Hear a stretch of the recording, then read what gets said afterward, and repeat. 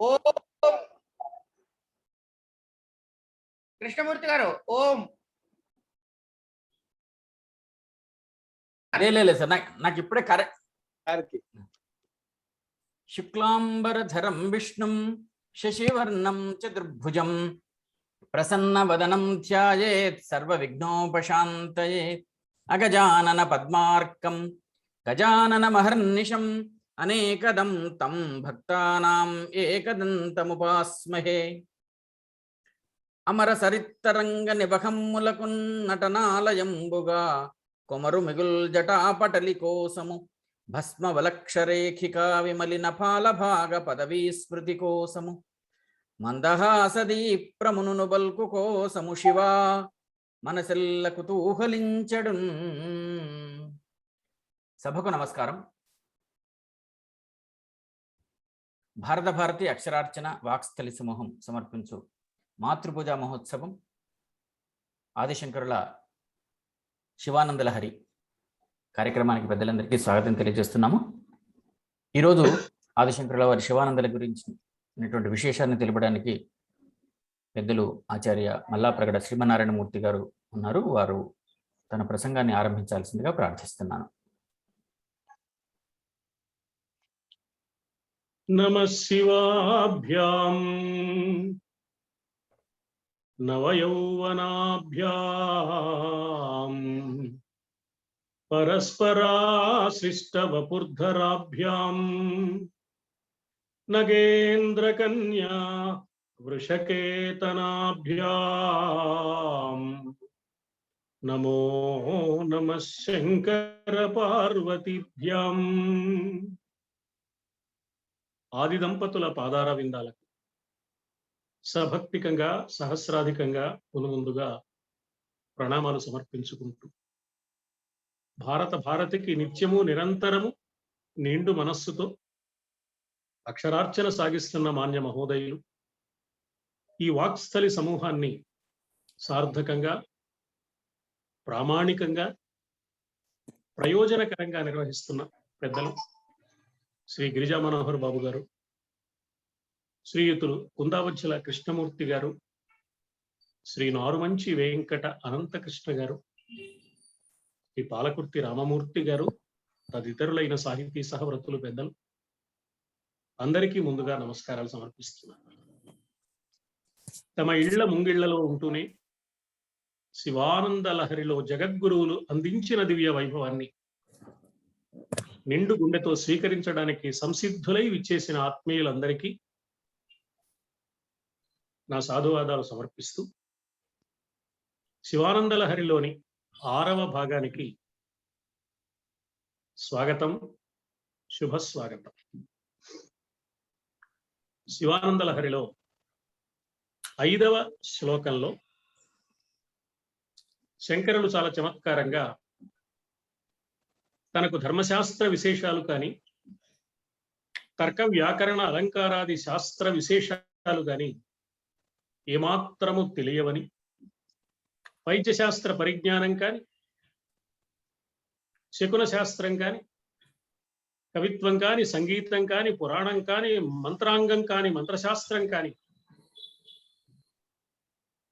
స్తుతించే చాతుర్యం కానీ నాట్య విద్యా కౌశలం కానీ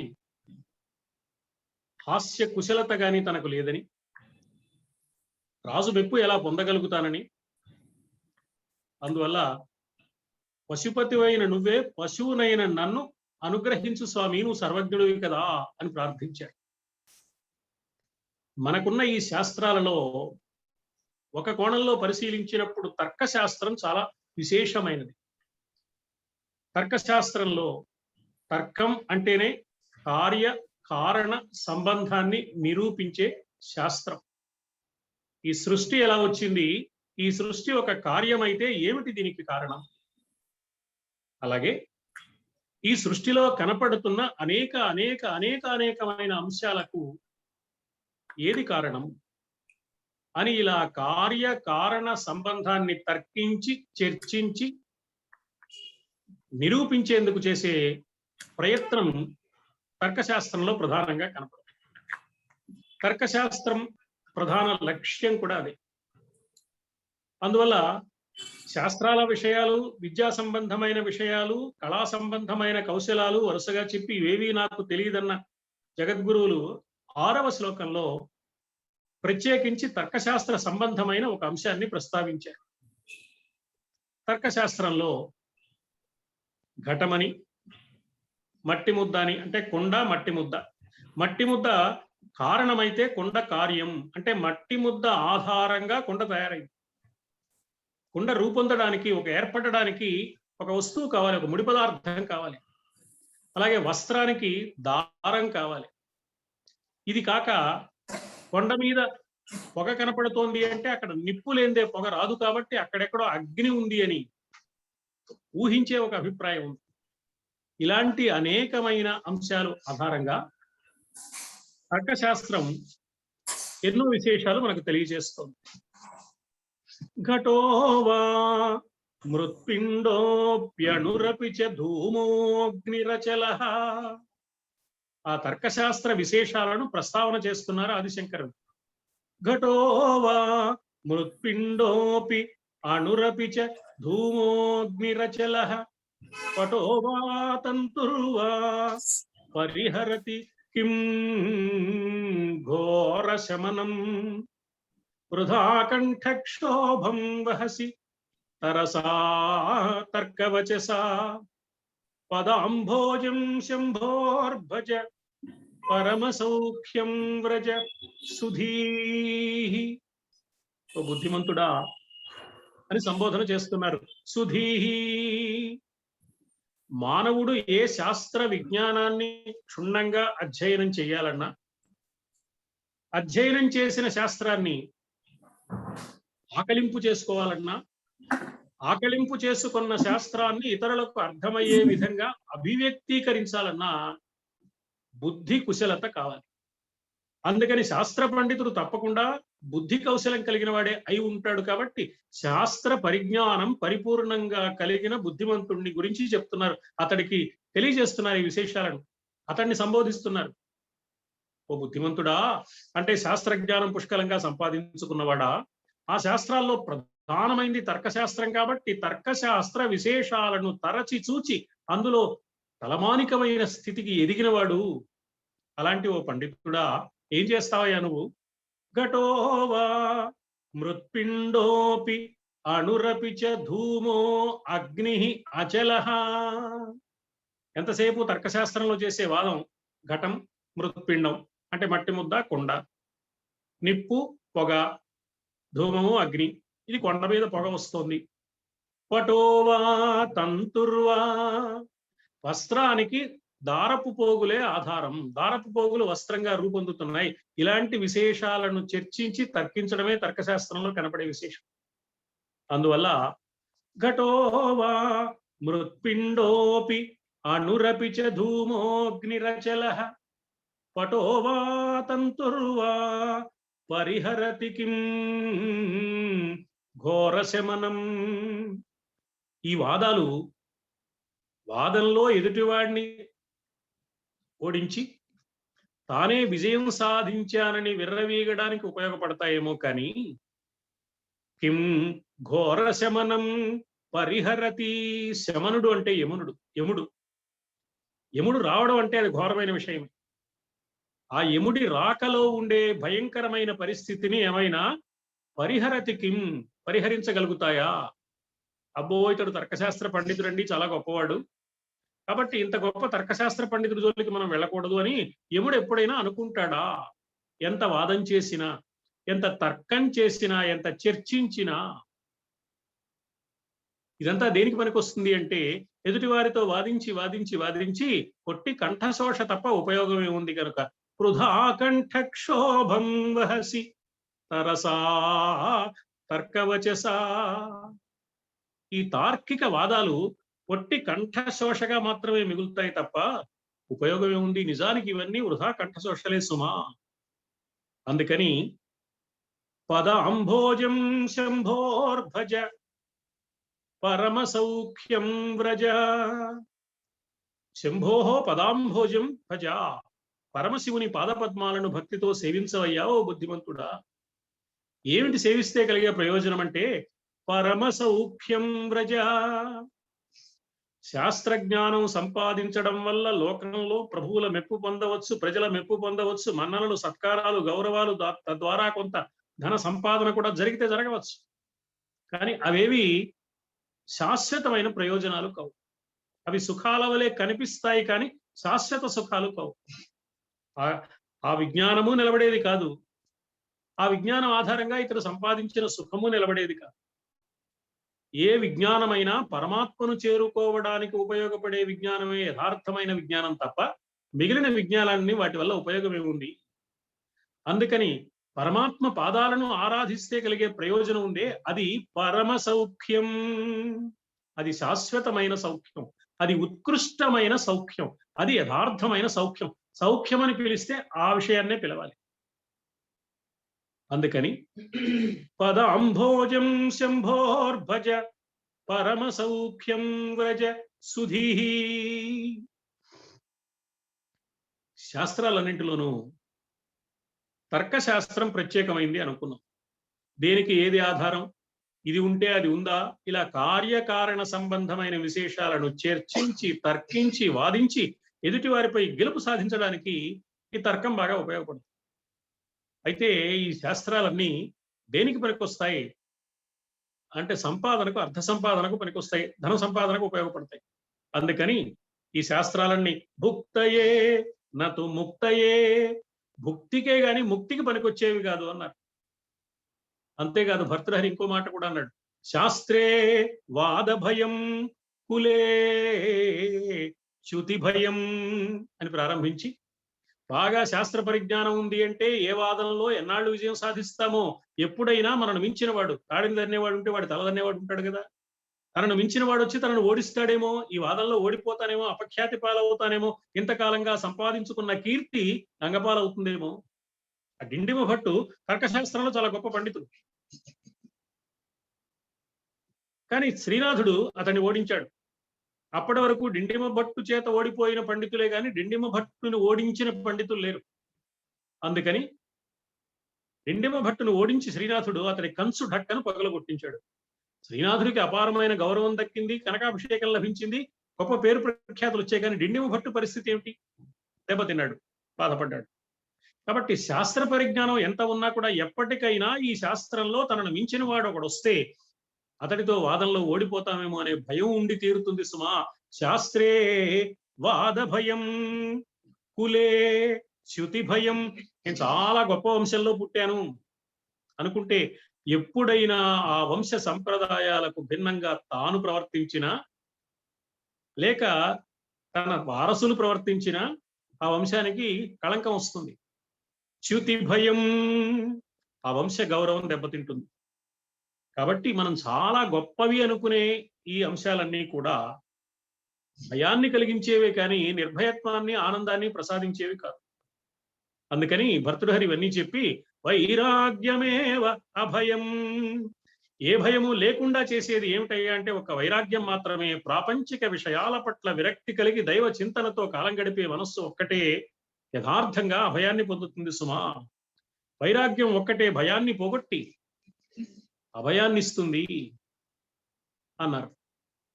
ఎందుకు తర్కశాస్త్రం ఉపయోగపడదు అని చెప్తున్నారు ఆదిశంకరులను ఆలోచిస్తే అసలు రహస్యం ఏంటంటే అలౌకికమైన విషయాలలో తర్కం పనిచేయదు. తర్కమే కాదు, ఏ విజ్ఞానమైనా సృష్టి తత్వాన్ని తెలుసుకోవడానికి, సృష్టికర్త అయిన పరమేశ్వరుడి తత్వాన్ని తెలుసుకోవడానికి ఎంతవరకు ఉపయోగపడుతుంది అంటే దాని పరిమితులు దానికి ఉన్నాయి.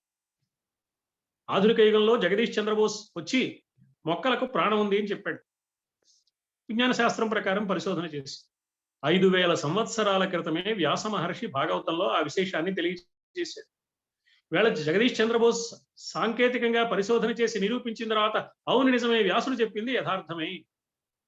ఇంకా నిరూపించబడకుండా ఎన్ని విషయాలు ఉన్నాయో అవన్నీ నిరూపించిన తర్వాత, విజ్ఞానం ప్రకారం తేలిన తర్వాత నేను నమ్ముతాను, ఆచరిస్తాను అంటే అప్పటిదాకా ఆయుర్దాయం ఉండద్దు, ఎంత నష్టపోతాం ఈ లోపల. అందువల్ల మహాత్ములైన వారి ఆప్తవాక్యం ప్రమాణం, పెద్దల మాట ప్రమాణంగా స్వీకరించి మంచి విషయాలను గౌరవించాలి తప్ప ఇది తర్కం ప్రకారం, విజ్ఞాన శాస్త్రం ప్రకారం రుజువయ్యేదాకా నేను ఒప్పుకోను అంటే అది మూఢత్వం అనిపించి ఉంటుంది కానీ హేతుబద్ధత అనిపించుకోదు. పైగా ముందే చెప్పారు ఈ శాస్త్రాలన్నీ భుక్తయే నతు ముక్తయే. అలౌకికమైన విషయాలలో తర్కం పనిచేయదు. ఇవాళ ఆధునిక యుగంలో ఎన్నో ఎన్నో ఎన్నో పరిశోధనలు వస్తున్నాయి. ఇవన్నీ నిన్న దాకా తెలిసిన విషయాలు కాదు. లలితా సహస్రనామాన్ని పారాయణం చేస్తూ ఉంటే ఒక విజ్ఞాన శాస్త్రవేత్త విదేశాల్లో పరిశోధన చేసి ఒక అద్భుతమైన అంశాన్ని కనిపెట్టాడు. ఆ పారాయణం చేస్తున్న వాటి రూపం తెర మీద కనపడే ఏర్పాటు చేశాడు సాంకేతిక పరిజ్ఞానం ఆధారంగా. లలితా సహస్రనామం పారాయణ అంతా పూర్తయిపోయిన తర్వాత ఇందులో ఉచ్చరింపబడుతున్న శబ్దాలు ఆధారంగా అక్కడ ఒక శ్రీచక్రం ఆవిర్భవించింది. ఇది విజ్ఞాన శాస్త్రం సాధించిన అఖండ విజయం. కానీ విజ్ఞాన శాస్త్రం సాధించలేని విషయాలు ఇంకా ఎన్నో ఉన్నాయి. కొన్నాళ్ళకి సాధిస్తాయి. వేళ కాకపోతే రేపు, ఒకటి కాకపోతే మరొకటి ఎప్పటికైనా సాధిస్తాడు. ఆ సైంటిస్టులందరూ ఋషులు లాంటి వాళ్ళే. కానీ దానికి సమయం పడుతుంది. అప్పటి వరకు మన మహర్షులు చెప్పింది యథార్థం కాదని అనుకుని ఈ తర్కవాదాల వెంటబడి ఈ విజ్ఞాన శాస్త్ర విశేషాలే గొప్పవనుకుని భ్రాంతి పడితే విలువైన ఆధ్యాత్మిక సత్యానికి తత్వానికి దూరం అయిపోయి పరమ సౌఖ్యాన్ని పోగొట్టుకున్న వాళ్ళం అయిపోతాం సుమా. ఇది మామూలు వాళ్ళ విషయం. ఇక తర్కశాస్త్ర పండితులు ఇందులో మేము పాండిత్యం సంపాదించాం కాబట్టి ఇంతకంటే మించింది మరొకటి లేదు అనుకుంటాడు. ఏ విద్యలోనైనా కొంత పట్టు సాధించిన వాడికి ఏమనిపిస్తుంటే ఆ విద్యే గొప్పది అనిపిస్తుంది. అన్ని విద్యల కంటే ఆ విద్య గొప్పదని, ఆ విద్యలో అందరికంటే నేనే గొప్పవాడిని అనిపిస్తుంది. ఇదొక భ్రాంతి. ఈ భ్రాంతిని వదిలించుకోవడానికి చిత్తశుద్ధితో మానవుడు ప్రయత్నం చేయాలి. అందుకని ఏమంటున్నారు శంకరుల వారు, కిం ఘోర శమనం పరిహరతి. తర్కశాస్త్రం కానీ మరొక శాస్త్రం కానీ మరొక విద్య కానీ మరొక కళ కానీ ఇవన్నీ అర్థ సంపాదనకు పనికొస్తాయేమో కానీ ఆత్మ జ్ఞానానికి పనికొచ్చేవి కాదు సుమా. అందుకు దోహదం చేసేవి కాదు. అందుకని పరిహరతి కిం ఘోర శమనం, ఘోరమైన లక్షణం కలిగిన యముడి చర్యను తప్పించగలిగేవి కాదు కదా అని ప్రశ్నిస్తున్నారు. భగవాన్ సత్యసాయిబాబా అన్నారు ఒక అద్భుతమైన మాట, చదువులన్నీ చదివి సావంగనేటికి సావులేని చదువవలయు. ఎన్ని విద్యలు నేర్చినా, ఎన్ని శాస్త్రాలలో పరిజ్ఞానాన్ని సంపాదించినా మానవుడు మరణాన్ని జయించగలడా? అది సాధ్యమయ్యే విషయం కాదే. మరణాన్ని జయించడానికి కావలసిన యథార్థమైన విద్య ఏదో అది నేర్చుకోవలసిన అవసరం ఉన్నది సుమా. ఆ విద్య పరమాత్ముని పాదాలను సేవించడం తప్ప మరొకటి కాదు. అందుకే శంకరుల వారు సంప్రాప్తే సన్నిహితే కాలే నహి నహి రక్షతి డుక్రీకరణే అని వ్యాకరణ సూత్రం ఒకటి చెప్పి ఎవరో వ్యాకరణ సూత్రం వల్లె వేస్తూ డుక్రీకరణే డుక్రీకరణే డుక్రీకరణే అంటున్నాడు. అతన్ని చూసి శంకరుల వారు చెప్పారు అని శంకర విజయ గాథలో మనకు తెలుస్తుంది. భజ గోవిందం భజ గోవిందం గోవిందం భజ మూఢమతే. మూఢమతే అన్నారు. మూఢమతే అంటే మూఢత్వం అంటే ఏమిటి అంటే మోహంలో మునిగిపోవడం. మోహం అంటే ఏమిటి? మోహంలో మునిగిపోయిన మనస్సు గలవాడు మూఢమతి. మరి మోహం అంటే ఏమిటి అంటే తెలివికి పొరలు కమ్మటం, యథార్థాన్ని గుర్తించలేకపోవడం, తనకు అనిపించిందే యథార్థం అని భ్రాంతి పడడం, ఆ భ్రాంతి మనస్సులో గట్టిపడడం, దీని మూఢత్వం అంటారు. మూఢమతే అంటే ఈ శాస్త్రాల వల్ల ఏదో ఒరుగుతుంది అని భ్రాంతి పడే స్థితిలో ఉన్నావే, ఆ భ్రాంతి గట్టిపడిపోయి ఉన్నావు సుమా నువ్వు.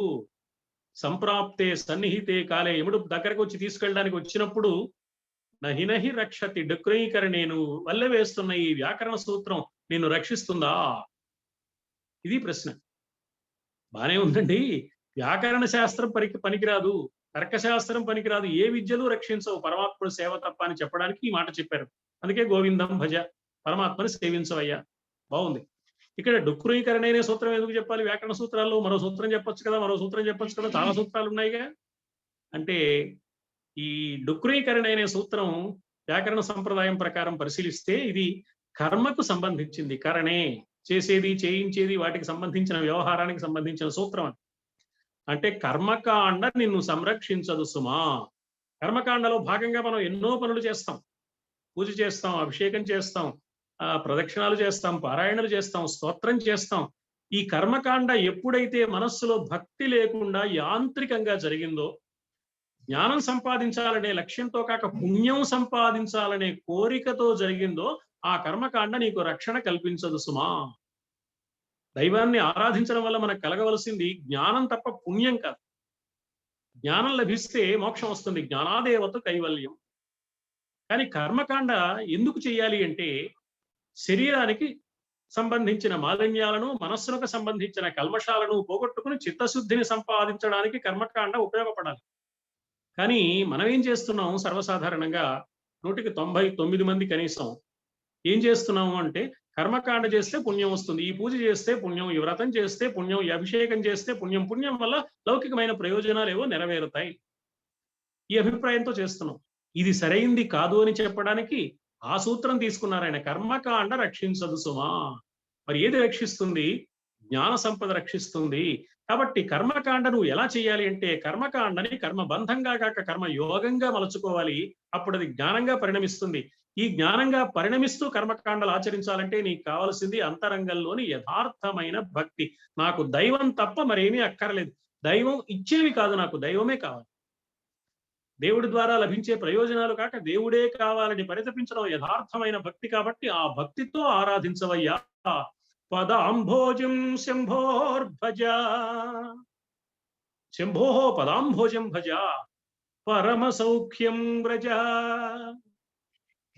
ఇక్కడ తర్క వ్యాకరణాల విషయమే శంకరులు తరచుగా ఎందుకు చర్చిస్తున్నారు ఇన్ని శాస్త్రాలు ఉండగా అంటే, ఆ శాస్త్రాల మీద వ్యతిరేక దృష్టి కాదు. ఆయన అపారంగా తర్కశాస్త్రం, వ్యాకరణ శాస్త్రం చదువుకున్న మహానుభావుడు. శంకరులకు తెలియని శాస్త్రం ఏముందండి, ఆయన సర్వజ్ఞుడు కదా. మరి ఎందుకు ఇలా అన్నారు అంటే, వ్యాకరణ పరిజ్ఞానం బాగా ఉంటే, దాని మీద చక్కని అవగాహన ఏర్పడితే తర్కశాస్త్రం అర్థం. తర్కశాస్త్ర పరిజ్ఞానం బాగా సంపాదించుకుని తర్కశాస్త్రంలో చెప్పిన విశేషాలను సృష్టి ధర్మాలకు అనుగుణంగా సమన్వయం చేసుకుని అప్పుడు ఆ నేపథ్యంతో వేదాంత శాస్త్రాన్ని కనుక అధ్యయనం చేస్తే మంచి అనుభవం కలుగుతుంది. పరమాత్మ తత్వం అనుభవానికి వస్తుంది, అది మంచిది. అందుకు ఆ అనుభవాన్ని సంపాదించడానికి వేదాంత శాస్త్రం క్షుణ్ణంగా అధ్యయనం చేయడానికి, ఈ అధ్యయనం చేసిన వేదాంత శాస్త్రం అనుభవానికి రావడానికి తర్కశాస్త్రం, ఈ తర్కశాస్త్రానికి నేపథ్య భూమికగా వ్యాకరణ శాస్త్రం ఉపయోగపడతాయి తప్ప అవి పనికిరానివి అని కాదు. ఆ శాస్త్రం శాస్త్రంగా మాత్రమే గొప్పది అనుకోవడం పొరపాటు. శాస్త్ర పాండిత్యం వల్ల ఉపయోగం కలగాలి కానీ పాండిత్యమే ఉపయోగం కాదు అని చెప్పడం కోసం ఆ మాట చెప్పారు తప్ప శంకరులు మరొక అభిప్రాయంతో కానే కాదు. అందుకని ఈ తర్కశాస్త్రం బాగా నేర్చుకున్నవాడు వివాదాలు పెట్టుకుని ఏం చేస్తూ ఉంటాడు అంటే, వృధా కంఠక్షోభం వహసి, ఎందుకయ్యా ఊరికే అలా కంఠశోష పెట్టుకుని అలసిపోతున్నావు వాదించి వాదించి. విద్యా వివాదాయ ధనం మదాయ అని నీతి శాస్త్రం చెప్పింది. విద్య దేనికి ఉపయోగపడుతుంది అంటే, సంస్కారం లేని వాడికి ఇతరులతో వివాదం పెట్టుకోవడానికి ఉపయోగపడుతుంది. ధనం దేనికి ఉపయోగపడుతుంది అంటే, మదించి నేను ఇంతటి సంపన్నుణ్ణి అని అహంకరించడానికి ఉపయోగపడుతుంది. అదే ఉత్తముడైన వాడికి విద్య అవగాహనకు ఉపయోగపడుతుంది, ధనం త్యాగానికి ఉపయోగపడుతుంది, పరోపకారానికి ఉపయోగపడుతుంది. అలా కాకపోతే విద్యా వివాదాయ అన్నట్లుగా వృధా కంఠశోషగా వాద వివాదాలకు పనికొస్తుంది గాని నిన్ను తరింప చెయ్యదు సుమా. భాగవతంలో 2వ స్కంధంలో శుకయోగీంద్రుల వారు పరీక్షిత్తునకు భాగవతాన్ని చెప్పడానికి ప్రారంభించే ముందు ఉపక్రమణికగా కొన్ని మాటలు చెప్పారు. భాగవతము అంటే భగవంతుడికి భక్తుడికి ఉండే సంబంధం భాగవతం కాబట్టి ఆ భగవంతుడి గురించి ఆలోచన భక్తుడి మనస్సులో కలగాలి. భగవంతుడు అంతటా ఉన్నాడు కాదండి, అతి సూక్ష్మ రూపంలో ఎక్కడో ఉన్నాడు, అంత తేలిగ్గా దొరికేవాడు కాదు, ఇదొక వాదం. అదే ఇదే. అలాగే ఆయన రెండుగా ఉన్నాడా, జీవుడు వేరుగా దేవుడు వేరుగా ఉన్నాడా, దేవుడే జీవుడుగా కూడా ఉన్నాడా, అతడు వేరా ఒకటా ఏమిటి అని ఇలా దేవుడికి సంబంధించిన దైవానికి సంబంధించిన విశేషాలలో తార్కికమైన చర్చలు లేవదీసి రకరకాల దర్శనాలు పుట్టాయి. అణువో కాకడున్ మహావిభవుడో, అచ్చిన్నుడో చిన్నుడో, గుణియో నిర్గుణియో యటంసు. భగవంతుడు నిర్గుణుడు, నిరాకారుడు, నిరంజనుడు అని ఒకళ్ళు. అబ్బాయి కాదండి, చక్కగా చక్కని రూపం కనపడుతోంది, ఎంత బాగుంది, ఆ పరమాత్మను అలా పువ్వులతో అలంకరించుకుని చూస్తుంటే ఎంత సంతోషంగా ఉంది, ఆయనకి రూపం లేదంటారు ఏమిటండి అని వాదించేవాళ్ళు కొందరు. ఈ సగుణ నిర్గుణ తత్వాల మధ్య ఉండే సమన్వయం, అతడు అణువుగా ఉన్నాడా మహావిభవుడుగా ఉన్నాడా అనే విశేషాల మధ్య ఏర్పడే సమన్వయం, దీన్ని గుర్తించకుండా వాదించుకుంటే వాళ్ళు కుంఠీభవతత్వ మార్గణులు అన్నారు పోతన్న గారు శుక మహర్షి మాటల్లో. కుంఠీభవత్ తత్వ మార్గణులు, తత్వ మార్గాన్ని అనుసరించే విషయంలో కుంఠీభవత్, వాళ్ళ ఆలోచన దెబ్బతిన్నది సుమా, లోపంతో కూడింది. ఇవి కాదు చర్చించవలసింది. పరమాత్మ గుణుడా నిర్గుణుడా నీకు అనవసరం. పరమాత్మ అణువా మహావిభవుడా, అణోరణీయాన్ మహతో మహీయా ఆత్మాస్య జంతుర్నిహితో గుహాయాం అని ఉపనిషత్తులు వల్లెవేసి వాదించడం మొదలు పెట్టడం కాదు. నువ్వు ఆరాధించడం మొదలు పెడితే నీకు తెలియవలసింది తెలుస్తుంది, అనుభవానికి వస్తుంది. వీడు ఆరాధించడం ప్రారంభించడు, భక్తితో తను తాను సమర్పించుకోవడం మొదలు పెట్టాడు, వాదిస్తూ ఉంటాడు అనమాట, కాలక్షేపం చేస్తూ ఉంటాడు. ఈ వాదాలతోనే జన్మలు గడిచిపోతాయి. సంవత్సరాలు దశాబ్దాలు కాదు, జన్మలు గడిచిపోతాయి. వృధా కంఠక్షోభం అంటే అది. అందుకని అణువో కాకకడు మహావిభవుడో, అచ్చిన్నుడో చిన్నుడో, గుణియో నిర్గుణియో యటన్సు విబుధుల్. పామరులు కాదు, విబుధుల్ పండితులు. కుంఠీభవత్తత్వ మార్గణులై ఏ విభుపాద పద్మ భజనోత్కర్షమునన్ తత్వవీక్షణముంజేసెదరు. అట్టి పరమున్ ప్రార్థింతు శుద్ధుండనై. అలాంటి పరమాత్మను ప్రార్థిస్తాను అనే దృఢమైన నిశ్చయం భక్తుడికి ఉండాలి సుమా. అతడు అణువుగా ఉన్నాడా, అంతటా వ్యాపించి ఉన్నాడా, అణు రూపంలో ఉన్నాడా, కాకుండా మొత్తం స్థూల రూపంగా అంతా తానే ఉన్నాడా, స్థూల రూపమా సూక్ష్మ రూపమా సగుణమా నిర్గుణమా, ఈ చర్చ నీకు అనవసరం. ఈ చర్చల జోలికి పోకుండా, వాద వివాదాల జోలికి పోకుండా అంతరంగాన్ని పరమాత్మకు భక్తితో సమర్పిస్తే తెలియవలసింది తెలుస్తుంది. దీన్నే జిల్లెళ్ళముడి అమ్మ చక్కని మాటల్లో చెప్పింది. నాన్న, నువ్వు చేయవలసింది నువ్వు చేస్తే నీకు తెలియవలసింది నీకు తెలుస్తుంది.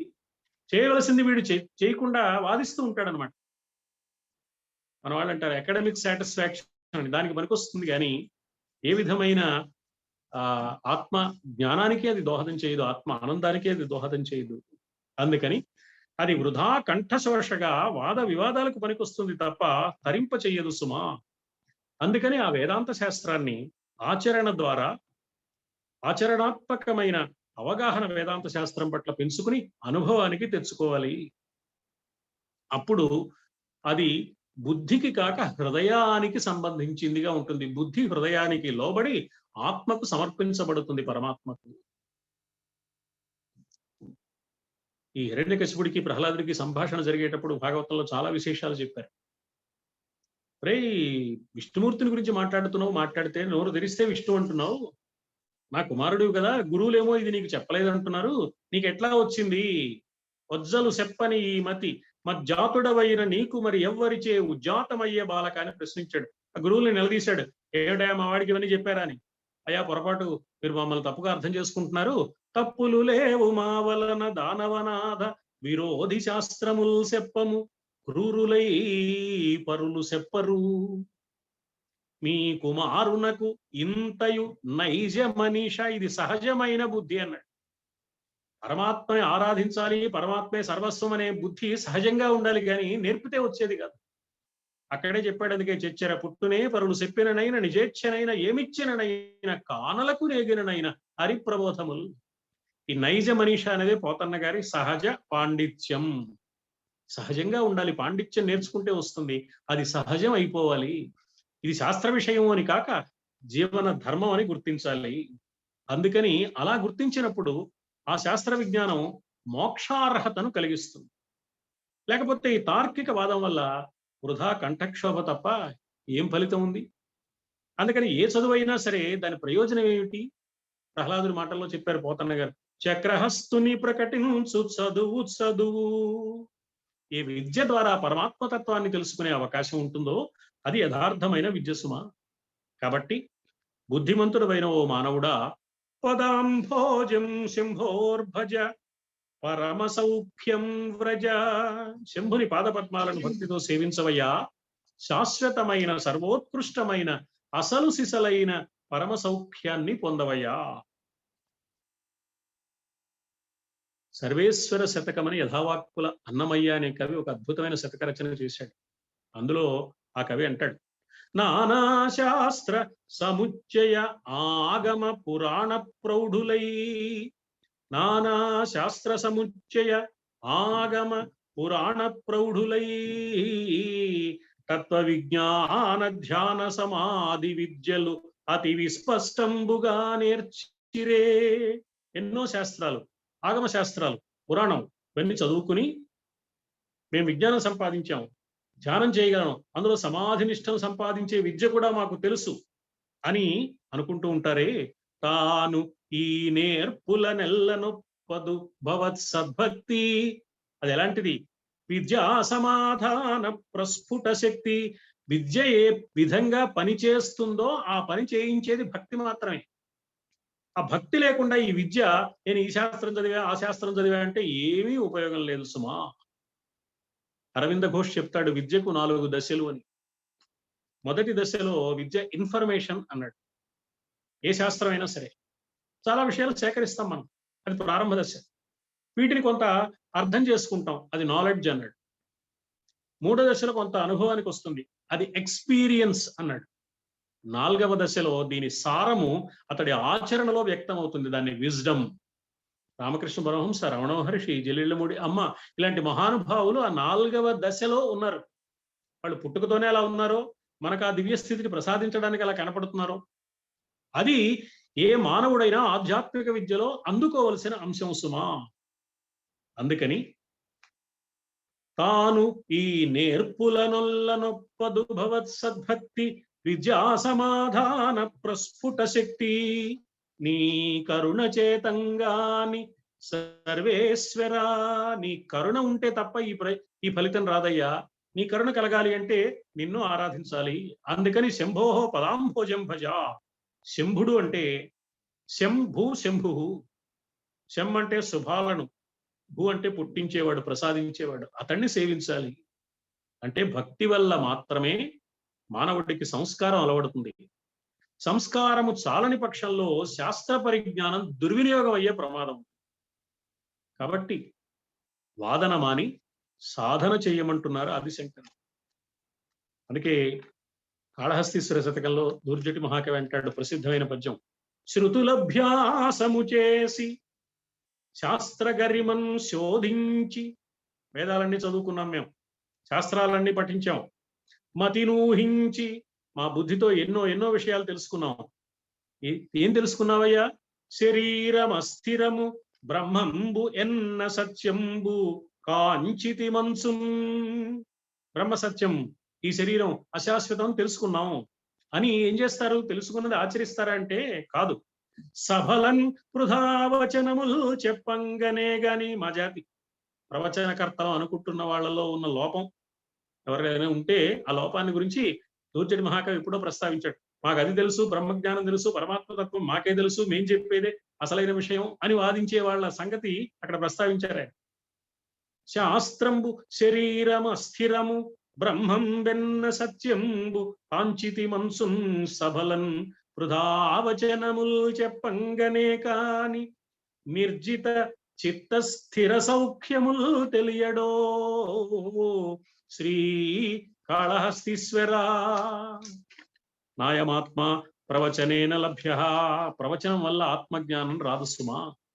ఆ ప్రవచనం చెప్పడంలో కానీ, ప్రవచనాన్ని శ్రవణం చేయడంలో కానీ చిత్తశుద్ధి ఉండి అది ఈ లక్ష్యం కోసం చేస్తున్నాం అనుకున్నప్పుడు మాత్రమే ఆ ఫలితాన్ని ఇస్తుంది. శాస్త్రజ్ఞానం కూడా, ప్రధానంగా తర్కశాస్త్ర జ్ఞానం కూడా వాద వివాదాలకు, వృధా కంఠక్షోభకు పనికొస్తుందయ్యా. దాన్ని గురించి ఎందుకు ఆలోచిస్తావు? హాయిగా పరమేశ్వరుడి పాదాలను అర్చించు అని బుద్ధిమంతుడైన మానవుడా నీకు సలహా ఇస్తున్నాను, సందేశం ఇస్తున్నాను అని ప్రబోధిస్తున్నారు జగద్గురువులైన ఆదిశంకర్. బాగుందండి. శంభోర్ పదాంభోజం భజ. పరమేశ్వరుడి పాదాలను సేవించు అంటే పరమేశ్వరుడు ఎందు భక్తి కలిగి ఉండాలి. కలిగి ఉండడం అంటే ఏమిటి? ఏం చేస్తే కలిగి ఉన్నట్టు అవుతుంది? ఆ విశేషాన్ని 7వ శ్లోకంలో చెప్తున్నారు. మనస్తే పాదాబ్జే నివసతు వచస్తోత్ర ఫణితౌ కరౌచ అభ్యర్చాయాం శృతిరపి కథా ఆకర్ణన విధౌ తవ ధ్యానే బుద్ధి నయనయుగళం మూర్తి విభవే పరగ్రంథాన్ కైర్వా పరమశివ జానే పరమతః. ఓ పరమేశ్వర, నా మనస్సు నిత్యము నీ పాదపద్మాలపైనే నిలిచి ఉండుగాక. నా మాటలన్నీ నీ స్తోత్రాలే అగుగాక. నా చేతులు నీ అర్చనలో నిమగ్నమై ఉండుగాక. నా చెవులు నీ కథలనే వింటూ ఉండుగాక, నా బుద్ధిలో నీ ధ్యానమే స్థిరంగా నిలుచుగాక, నా కన్నులలో నీ దివ్య రూపమే స్థిరమై ఉండుగాక. పాదాల మీద మనస్సు ఉండాలి, నీ పాదాల మీద.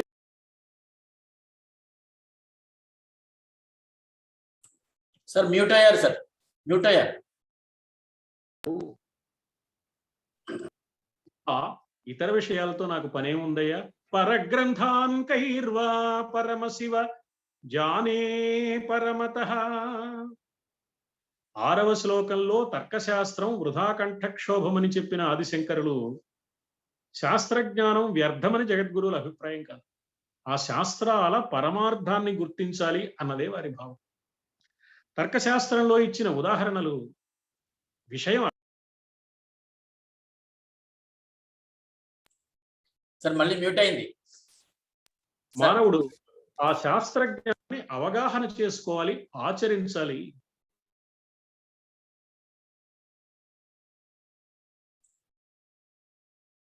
పేరు తలుచుకుంటే అది పనిచేస్తుందా?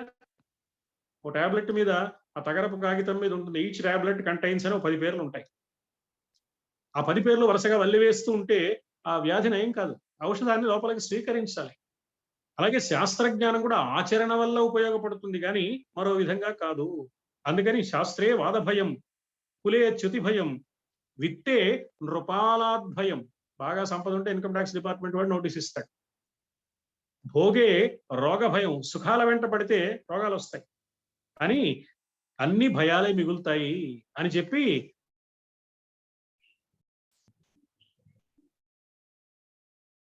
అవలంబ్య తర్కే ప్రతిష్ఠ అని.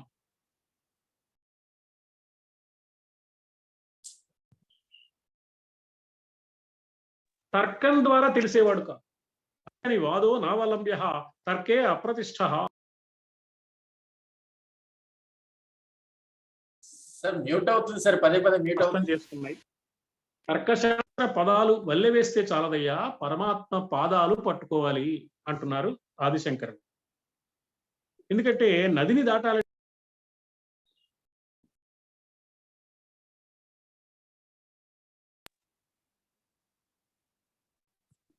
ఈ శ్లోకంలో ఆ విశేషానికి సంబంధించిన శాస్త్రజ్ఞానం కాక దైవానుగ్రహం పొందడానికి దైవాన్ని ఆరాధించే విధానం చెప్తున్నారు. మొట్టమొదటి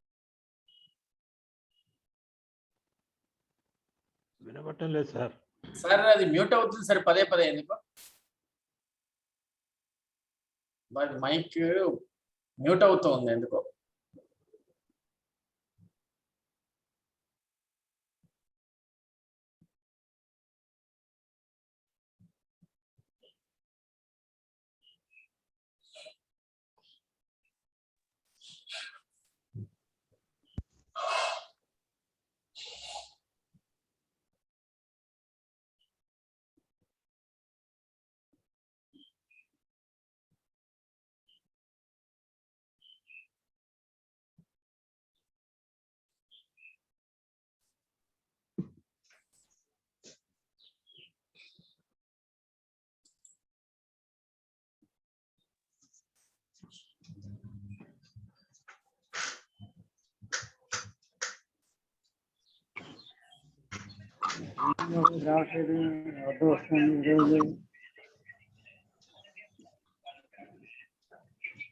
మ్యూట్ అయిపోయినట్టుంది ఎందుకు?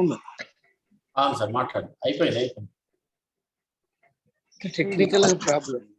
క్షమించాలి, రామాయణంలో కడకల వేట.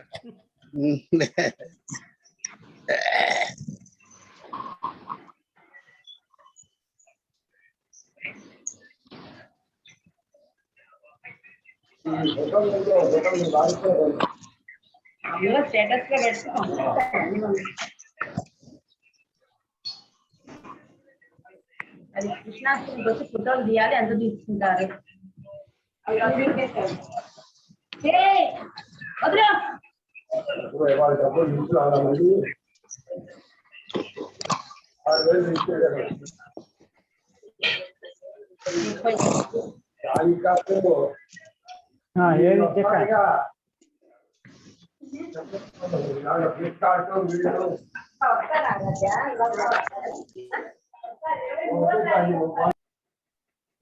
Stupids and idiots. మీరు మాట్లాడకండి, కట్ చేసేసేయండి అంతే. 100 సార్లు చేస్తుంటే ఏం చేస్తాం? కట్ చేయడమే ఎప్పటికప్పుడు. వాదో నావలంబ్య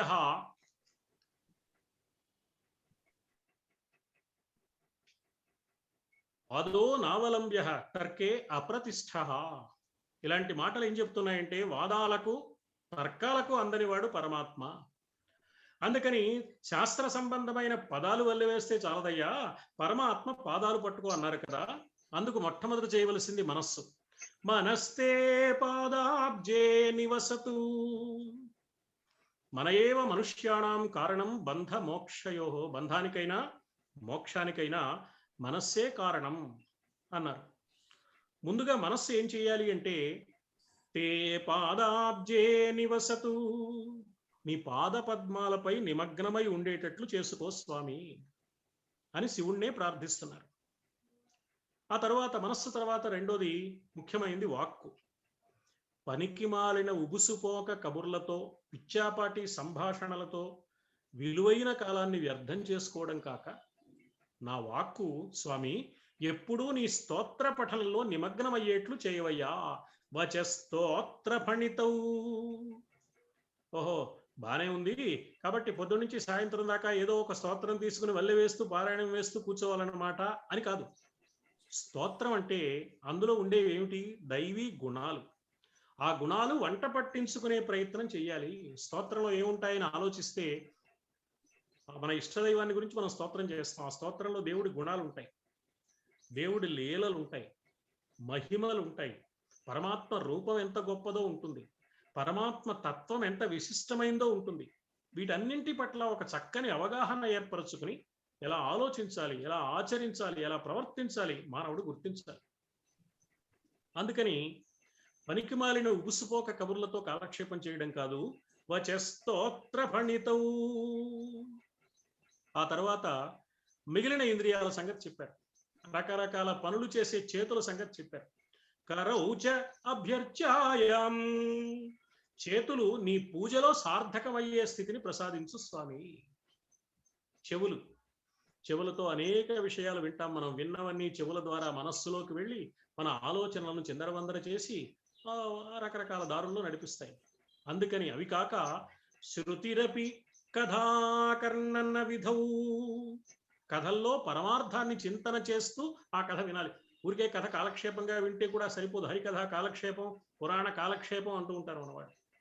ఈ కథలు వినడం కాలక్షేపం కాక కర్తవ్యానికి కరదీపికాని గుర్తించే విధంగా వినాలి. అందుకని శృతిరపి కథాకర్ణన విధౌ తవ ధ్యానే బుద్ధి. నా బుద్ధి నీ ధ్యానంలో నిమగ్నం కావాలి.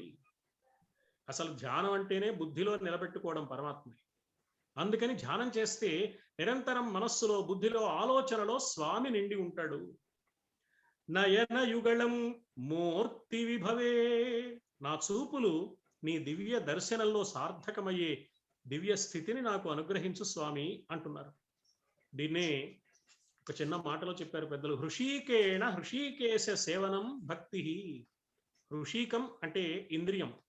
ఇంద్రియాలతో ఇంద్రియాలకు అధిపతి అయిన పరమాత్మను ఆరాధించడం భక్తి అన్నారు.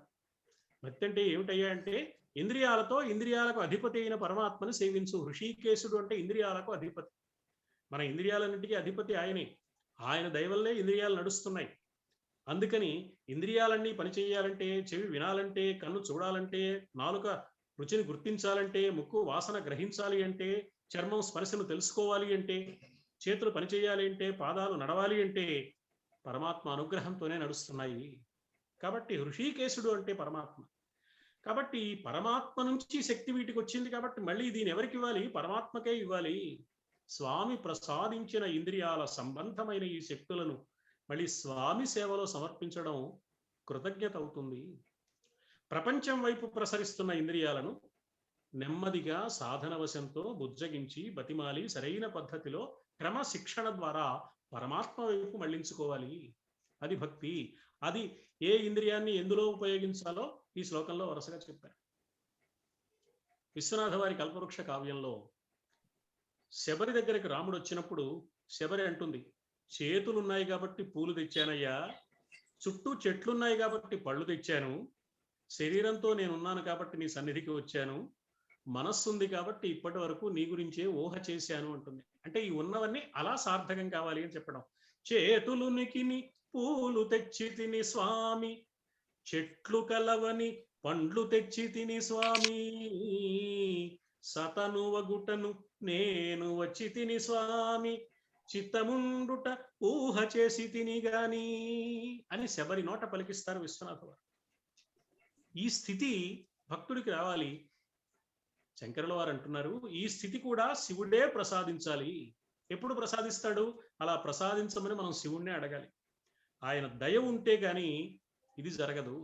అందుకే నీ కొండకు నీవే రప్పించుకో, ఆపద మొక్కులు మార్చే ఇప్పించుకో అన్నాడు భక్తుడు. నీ పద్యావళులాలకించు చెవులు నిన్నాడు వాక్యంబులు. భాగవతంలో ఆ రొట్టె కట్టేసింది యశోదమ్మ కృష్ణుడి అల్లరికి విసిగి. ఆ రోలు తోసుకుంటూ వచ్చాడు. వస్తే అది 2 చెట్ల మధ్యలో నుంచి వచ్చింది. ఆ 2 మధ్య చెట్లు శాప విమోచనం పొందాయి. వాళ్ళు గంధర్వులుగా మారిపోయారు. వారు కృష్ణుని ప్రార్థిస్తారు. పోతన్న గారు చాలా అందమైన పద్యం చెప్పారు అక్కడ. నీ పద్యావళులాలకించు చెవులు నిన్నాడు వాక్యంబులు, నీ పేరన్ పనిసేయు హస్తయుగమున్, నీ మూర్తిపై చూపులు, నీ పాదాబ్జము పొంత మృక్కు శిరము, నీపై బుద్ధులు మాకు నిమ్ము కరుణన్ నీరేజపత్రేక్షణ. పరమాత్మని పూజించడానికి స్వామి దయ కలిగితే పూజించడం కాదు, స్వామి దయ పూజిస్తే కలగడం కాదు, స్వామి దయ ఉంటేనే పూజించాలనిపిస్తుంది. పూజించే అవకాశము, పూజించాలనే సంకల్పము పరమాత్మ అనుగ్రహం వల్ల మాత్రమే కలుగుతాయి. అంటే సాధన వల్ల దయ కాదు, సాధనే దయ. ఇదే సౌందర్యలహరిలో మొదటి శ్లోకంలో ప్రణంతుం స్తోతుం వా కథమకృత పుణ్య ప్రభవతి. నీకు నమస్కరించాలన్నా, అమ్మా నిన్ను స్తోత్రం చెయ్యాలన్నా పుణ్యం చేసుకోని వాడికి ఎలా సాధ్యం అవుతుంది? నీకు నమస్కరిస్తే, నిన్ను స్తుతిస్తే పుణ్యం వస్తుంది కాదు, అసలు ఎంతో కొంత పుణ్యం చేసుకుంటే గాని నీకు నమస్కరించాలనే ఆలోచన కలగదు. నిన్ను స్తోత్రం చేసే పద్ధతి తెలియదు. నిన్ను స్తుతించాలన్నా, నీకు నమస్కరించాలన్నా పుణ్యం చేసుకున్న వాడికే సాధ్యమవుతుంది. ఈ పని చేస్తే పుణ్యం రావడం కాదు. అందుకని ఆదిశంకరులు ఇక్కడ కూడా నా మనస్సు నీ పాదాల మీద ఉండేట్టు చేసుకో స్వామి. మనస్తే పాదాబ్జే నివసతు. నా వాక్కు నీ స్తోత్రాల వెంట పడి ఉండేట్టుగా చేసుకో. వాక్కులో ఎంతసేపు ఆ దైవ స్తోత్రాలే చింతన జరుగుతూ ఉండాలి. వచస్తోత్ర ఫణితౌ.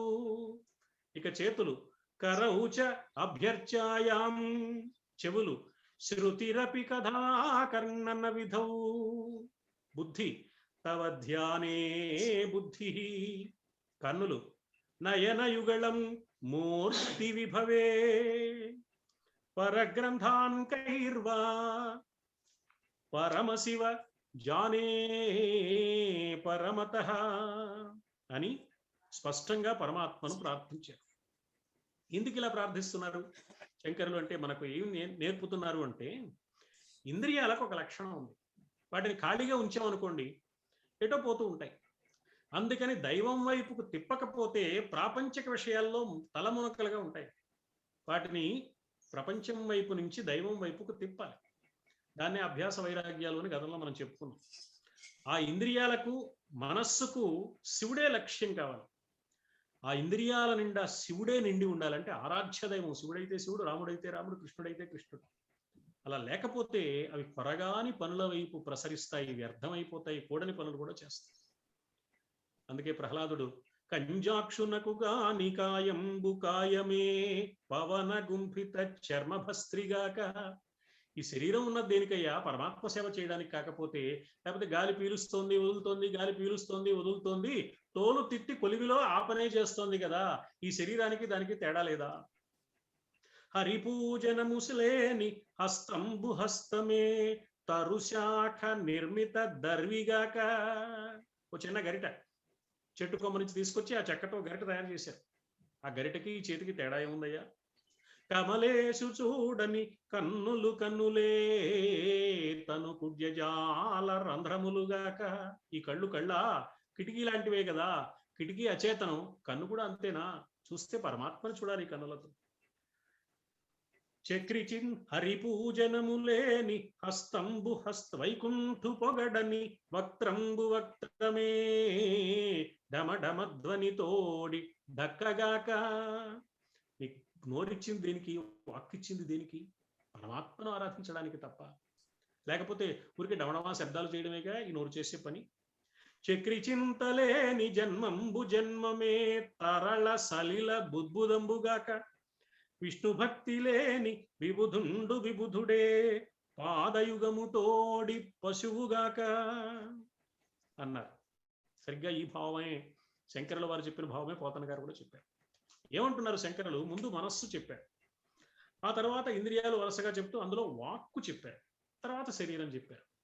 అంటే మనస్సు, వాక్కు, శరీరము త్రికరణ శుద్ధిగా దైవాన్ని ఆరాధించాలి అని చెప్పడం కోసం మొదట మనస్తే పాదాబ్జే నివసతు అన్నారు. తర్వాత వాక్కు వచస్తోత్ర ఫణితవు, తర్వాత శరీరానికి సంబంధించినవన్నీ కరౌచ అభ్యర్చాయం. అందులో కర్మేంద్రియాలు ఉన్నాయి, జ్ఞానేంద్రియాలు ఉన్నాయి, మనస్సులో భాగాలు. మనస్సు, వాక్కు, శరీరము ఇవన్నీ కూడా పరమాత్మకు సమర్పణం కావాలి. త్రికరణాలకు సిద్ధి ఎప్పుడు కలుగుతుంది అంటే వాటికి శుద్ధి కలిగినప్పుడు. త్రికరణ శుద్ధి వస్తే త్రికరణ సిద్ధి కలుగుతుంది. శుద్ధి ఎప్పుడు వస్తుంది అంటే పరమాత్మకు వాటిని సమర్పించినప్పుడు వస్తుంది. ప్రపంచం వైపు ఉంటే వీటి మధ్య వైరుధ్యం, వైవిధ్యం, తగాదాలు, ఘర్షణలు, రక్తపాతం దాకా వెళ్ళే సన్నివేశాలు వస్తాయి. త్రికరణ శుద్ధి కావాలి. అందుకని త్రికరణ శుద్ధి ఎప్పుడు లభిస్తుందంటే వీటిని పరమాత్మకు సమర్పించినప్పుడు మాత్రమే. శాస్త్రం ఒక మాట చెప్తుంది, మన శరీరంలో, మన శరీరం అంతా దేవతల నిలయం, దేవతా మందిరం ఈ సాధకుడి శరీరం. ఒక్కొక్క ఇంద్రియానికి ఒక్కొక్క ఇంద్రియ అధిదేవత ఉన్నారు. కంటికి కన్ననే ఇంద్రియానికి ఒక అధిదేవత, చెవి అనే ఇంద్రియానికి ఒక అధిదేవత, చర్మం అనే ఇంద్రియానికి అధిదేవత. కాబట్టి అన్ని ఇంద్రియాలు శరీరంలో ఉన్నాయి కాబట్టి ఒక్కొక్క ఇంద్రియానికి ఒక్కొక్క అధిదేవత ఉన్నారు. కాబట్టి దేవతల నిలయం, దేవానాం పూహు అయోధ్య అనే మాట వేదవాంగ్మయంలో అందుకోసమే పుట్టింది. అందుకే లలితా సహస్రనామ స్తోత్రంలో అమ్మవారిని శ్రీమన్నగర నాయిక, శ్రీమన్నగరము అంటే సాధకుడి దివ్య దేహం. ఈ శ్రీమన్నగరమైన సాధకుడి దివ్యదేహంలో ఎందుకు శ్రీమన్నగరమైంది అంటే ఇంద్రియాది దేవతలందరూ ఉన్నారు కాబట్టి, ఇంద్రియాలు ఉన్నాయి, ఇంద్రియాది దేవతలంతా ఉన్నారు కాబట్టి, ఈ ఇంద్రియాది దేవతలందరూ ఇక్కడ ఉన్నారు కాబట్టి వీళ్ళకి నాయకత్వం ఎవరిది అంటే దైవానిది. అక్కడ అమ్మవారి పేరుతో చెప్పారు. అమ్మవారి పేరుతో చెప్పిన, అయ్యవారి పేరుతో చెప్పిన, రాముడి పేరుతో చెప్పిన, శివుడి పేరుతో చెప్పిన ఉన్నది ఒకే ఒక్క దైవమని శంకరులు యథార్థాన్ని వ్యక్తం చేస్తున్నారు. కాబట్టి అన్ని రచనల ద్వారాను మనం గుర్తించవలసింది ఈ శరీరము, శరీరములోని ఇంద్రియాలు, మనస్సు, వాక్కు అన్ని పరమాత్మకే సమర్పితం కావాలని ఆచార్యుల వారు బోధిస్తున్నారు. ఈ సత్యం అనుభవానికి రావాలి అంటే సర్వేంద్రియాలను సర్వేశ్వర సమర్పణం చెయ్యాలి. అందుకని ముందు మనస్సు, తరువాత వాక్కు, తరువాత శరీరం, అందులోని ఇంద్రియాలు చెప్పి త్రికరణ శుద్ధి కావాలి అన్నారు. ఈ భావాన్ని ముకుందమాలలో కులశేఖర ఆళ్వారు కూడా చెప్తారు. నీ నాలుకతో పరమాత్మను కీర్తించవయ్యా, నీ మనస్సుతో స్వామిని సేవించవయ్యా, తలుచుకోవయ్యా, నీ రెండు చేతులతో విష్ణుమూర్తిని పూజించవయ్యా, నీ చెవులతో ఆయన కథలే వినవయ్యా, నీ కన్నులతో ఆ స్వామినే చూడవయ్యా, నీ పాదాలతో ఆ స్వామి ఆలయానికే నడిచి వెళ్ళవయ్యా, నీ ముక్కుతో ఆ స్వామి మెడలో సమర్పించిన తులసి గంధాన్ని ఆఘ్రాణించవయ్యా, నీ శిరస్సుని వంచి ఆ స్వామి పాదాల వద్ద నమస్కారంగా సమర్పించవయ్యా. జిహ్వే కీర్తయ కేశవం మురరిపుం చేతో భజ శ్రీధరం పాణిద్వంద్వ సమర్చయ అచ్యుత కథా శ్రోత్రద్వయత్వం శృణు కృష్ణం లోకయలోచనద్వయం హరేర్గచ్చ అంఘ్రియుగ్మాలయం జిఘ్రఘ్రాణముకుంద పాద తులసీం మూర్ధన్నమ అధోక్షజం. చమత్కారం ఏమిటంటే ఇందులో నీ ఇంద్రియాలు అలా ఉపయోగించుకోమని చెప్పకుండా ఇంద్రియాలకే సరాసరి చెప్తున్నారు. ఓ జిహ్వా నువ్వు కీర్తయ కేశవం, కేశవుణ్ణి కీర్తించు. ఓ మనస్సా నువ్వు మురరిపుణ్ణి ఆరాధించు. ఓ చేతులారా, ఈ 2 చేతులు మీరేం చేస్తారో తెలుసా? శ్రీధరుణ్ణి అర్చించండి. వచ్చా మీరు చెవులారా పరమాత్మ కథనే వినండి అని ఇలా ఇంద్రియాలకే సరాసరి చెప్తున్నట్టుగా చమత్కారంగా ముకుందమాలలో కులశేఖర ఆళ్వారులు తెలియచేశారు. అందువల్ల మానవుడు చేయవలసింది ఏమిటి అంటే శాస్త్రాల వెంట పడడం కాదు, శాస్త్రం యొక్క అనుభవ సారాన్ని గుర్తించాలి. నెల్లెళ్ళమూడి అమ్మ ఒక అద్భుతమైన మాట చెప్పాడు. శాస్త్రం అనుభవాన్ని ఇవ్వదు నాన్న, అనుభవం శాస్త్రాన్ని ఇస్తుంది అని. అంటే శాస్త్రం పనికిరాదు అని అమ్మ ఉద్దేశం కాదు. శంకరుల ఉద్దేశం ఎలా శాస్త్రం పనికిరాదని కాదు, అమ్మ ఉద్దేశం కూడా శాస్త్రం పనికిరాదని కాదు. అనుభవం శాస్త్రాన్ని ఇస్తుంటే ఇప్పుడున్న శాస్త్రాలన్నీ ఒక అనుభవాలేగా, కాబట్టి అనుభవం విలువైందేగా. అంటే శాస్త్రాన్ని శాస్త్రంగా వల్లవేస్తే సరిపోదు సుమా, శాస్త్ర సారాన్ని వంట పట్టించుకుని జీవితంలో అనుభవానికి తెచ్చుకోవడానికి వీలుగా ఆచరణ ముఖ్యం.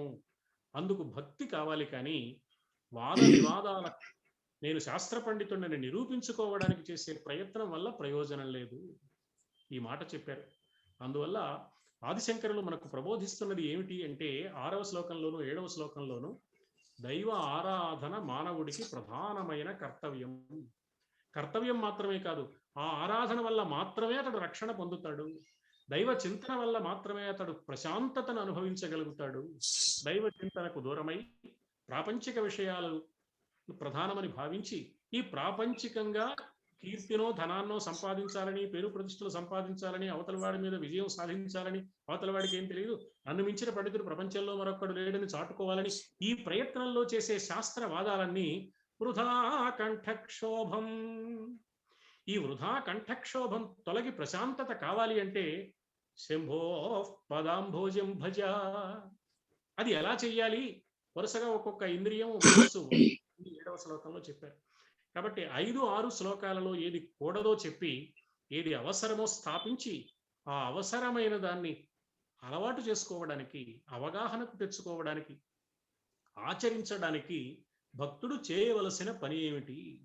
ఒక విధంగా చూస్తే ఈ శివానంద లహరి భక్తి శాస్త్రం అనిపిస్తుంది. భక్తికి నిర్వచనం, భక్తికి సంబంధించిన అన్ని అంశాలను సర్వాంగీణంగా చర్చించి ఆదిశంకరులు భక్తుడికి అలా అందించారు. ఒక భక్తి శాస్త్రంగా శివానంద లహరిని రూపకల్పన చేశారు.